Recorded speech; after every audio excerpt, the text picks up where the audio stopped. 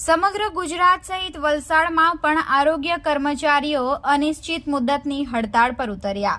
Grade pay વધારો અને બઢતી સહિતની માંગ સાથે આંદોલન કર્યું. સર્વેક્ષણ રસીકરણ સેવાઓ પ્રભાવિત થઈ.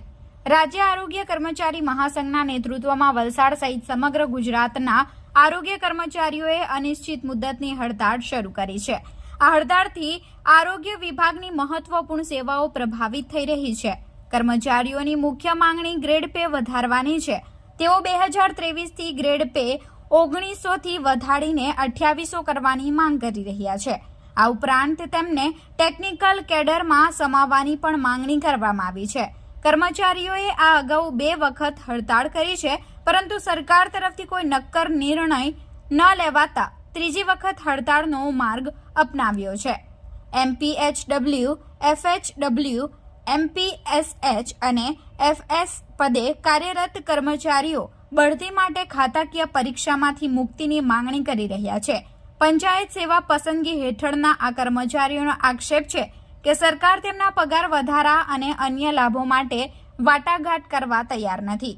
કર્મચારીઓનું કહેવું છે કે ગુજરાતમાં અન્ય રાજ્યોની સરખામણીએ સૌથી ઓછો ગ્રેડ પે આપવામાં આવે છે. હડતાળના કારણે સગર્ભા મહિલાઓની તપાસ, ડેન્ગ્યુ, મલેરિયા સર્વે, બાળકોનું રસીકરણ અને છેવાડાના વિસ્તારોની આરોગ્ય સેવાઓ પ્રભાવિત થશે. લગભગ 900 આરોગ્ય કર્મચારીઓ હડતાળમાં જોડાયા છે.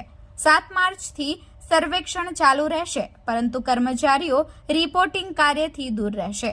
આ સ્થિતિમાં રાજ્ય સરકાર અને કર્મચારીઓ વચ્ચે સમાધાન થાય તે જરૂરી બન્યું છે.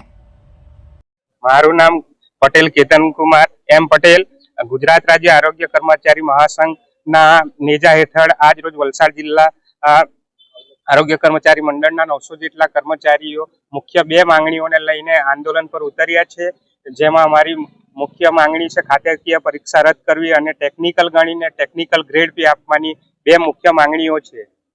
આ માંગણીઓ જો સરકાર ના સ્વીકારે તો ગ્રામ્ય કક્ષાએ વેક્સિનેશન અને ઘણી બધી 80% કામગીરીઓ આરોગ્યલક્ષી સેવાઓ ઠપ થઈ જશે.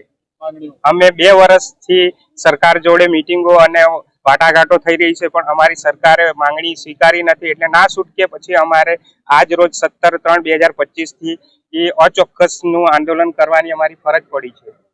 અમારો મહાસંઘ ગુજરાત રાજ્ય આરોગ્ય કર્મચારી મહાસંઘ જે પણ આદેશો આપશે અમે એનું આદેશનું પાલન કરીશું અને અમે ગાંધી ચિંધ્યા માર્ગે આંદોલન કરીશું.